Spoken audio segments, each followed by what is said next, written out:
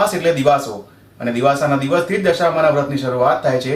ત્યારે હવે દિવાસા આડા ગણતરીના કલાકો જ બાકી રહ્યા છે ત્યારે ધાનેરા અને દશામાની મૂર્તિઓ ખરીદવા માટે લોકોની ભારે ભીડ જોવા મળી હતી। તો બીજી તરફ પૂરના કારણે ગયા વર્ષ કરતાં ફક્ત 25% લોકોએ જ મૂર્તિ ખરીદી હતી।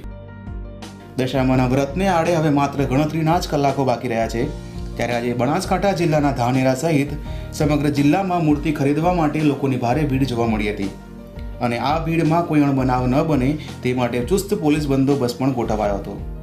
હવે જો વાત કરવામાં આવે ધાનેરાની તો ધાનેરામાં થોડા દિવસ અગાઉ પૂર આવતા લોકોનું જીવન અસ્તવ્યસ્ત બની ગયું હતું।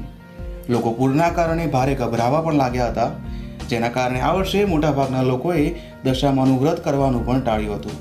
જેના કારણે ધાનેરામાં મૂર્તિ વેચનાર વેપારીઓ પણ જણાવી રહ્યા છે કે અમે ગયા વર્ષ કરતાં આ વર્ષે માત્ર 50% જ મૂર્તિ લાવી હતી અને ગયા વર્ષ કરતાં આ વર્ષે માત્ર 25% લોકોએ જ મૂર્તિ ખરીદી હતી। ઇબ્રાહિમ આવરિયા સાથે સુરેશ ગલચર, CN24 ન્યૂઝ, બનાસકાંઠા। ગઈ વખતે કરતાં આ વખતે મેં અડધો જ માલ ખરીદ્યો છે। આ વરસાદના વાતાવરણ, આ નદી આવવાની સંભાવના એના હિસાબે બહુ ઓછો માલ લાવ્યો છે।